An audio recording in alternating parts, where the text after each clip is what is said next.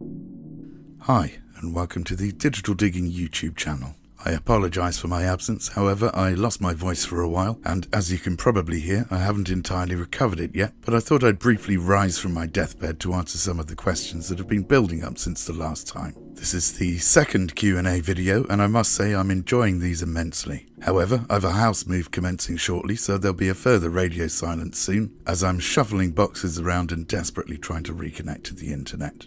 Once this has been achieved, I should apparently have access to a fibre network, which will mean an end to my uploading traumas and hopefully a higher output. Additionally, I might also experiment with streaming over at Twitch. Please let me know if this is the kind of thing you'd be interested in, and if so, which games you'd like to see me play, and perhaps also what night of the week you'd like to see it on. Okay, on to your questions. I've mentioned a couple of times in the past that I have a fabulously short attention span, and Eastern Bandit took it to mean that I had ADD or ADHD. He or she is exactly right. I was diagnosed with ADD a couple of years ago, and it's an interesting subject and one I'll probably devote a whole video to at some point in the future. As an archaeologist, the transition between hunter-gathering and farming has always fascinated me, and ADD, when viewed as a useful trait rather than a disorder, may have had an important role to play in the hunter-gatherer lifestyle. And I think a lot of people with ADD or ADHD would appreciate a different take on the subject. The diagnosis and following research I conducted afterwards helped make sense of a fairly chaotic life, and if you share this disorder or trait, then hopefully it might help you a little as well. You may of course occasionally have to remind me to do it.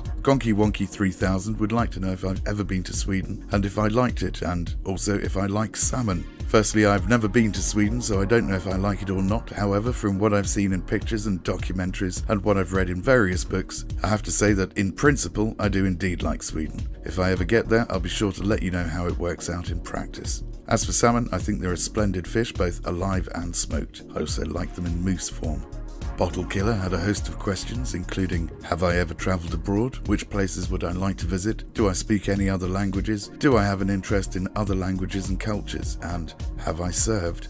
Okay, have I ever travelled abroad? Yes, but not as much as I'd like to have done. My travels have largely been restricted to Holland, France, Spain, and one I particularly enjoyed, Corfu.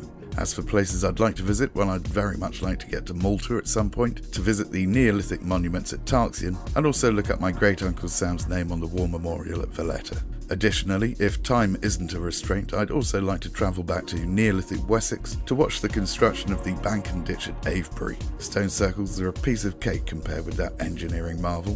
Do I speak any other languages? No, I'd like to, but I'm tremendously idle. Do I have an interest in other languages and cultures? Absolutely. Probably too many to go into here, but I'm fascinated by a range of modern and ancient cultures, with the European Iron Age probably taking up most of my attention. Have I ever served? Only in the capacity of a waiter, a role I've performed on multiple occasions and more or less enjoyed. I've not served in the armed forces, an arrangement which I'm sure is mutually appreciated by both parties. A couple of you wanted me to be less positive about War Thunder and cover some of the issues which create discord in the player base. I'm not entirely sure why you'd want me to do this. It's not as if the internet is short of harsh opinions about the game. At the risk of upsetting people further, I have to say that it remains my current favourite of the genre. Does it cause me bursts of outrage and frustration? Oh yes, absolutely, and when it does, I stop playing it. Because when something begins to cause you distress, I don't care what it looks like or behaves like or what it's called, it's not a game anymore. It's a source of discomfort, and we should be grateful for the fact that it's a source of discomfort we can walk away from. Even if it's for a little while, turn it off, go for a walk, read a book, write a book, or simply play something else. Come back to it later, but as I say, if it's not fun, then you owe it to yourself to stop playing. And forums? Well, really, if you're expecting gaming forums to be an oasis of light and understanding, then you're in for a hiding. If they're too much, then walk away from them too. Honestly, I play games to have fun. Once that changes, I stop. I suggest you do the same too. Life's too short. Finally, Theophilus7333 and Mrs. 7333 are coming to the UK in the autumn and are looking for interesting places to visit. He's trying to focus on one military museum to spend the day in, and of course that would have to be the Imperial War Museum. Other suggestions are welcome, so I thought I'd throw it out to you chaps too. Ideally, the locations will be within an hour's drive from London, but who knows? If you press your case hard enough, he may be willing to go some extra miles. Right then, don't forget to come and say hello on the TeamSpeak server, and if you want to keep up to date with quick announcements for gameplay requests, you could do worse than joining the DD Steam group. Links to both are in the description box below. As you may have noticed, the search for a name for these videos is still on. The person who comes up with the best suggestion will, as I said in the last video, receive a pair of pre-blessed cotton socks for their troubles. Okay, well, I don't know if I'm going to get another video done before the move, so if not, I'll hopefully be with you in early June.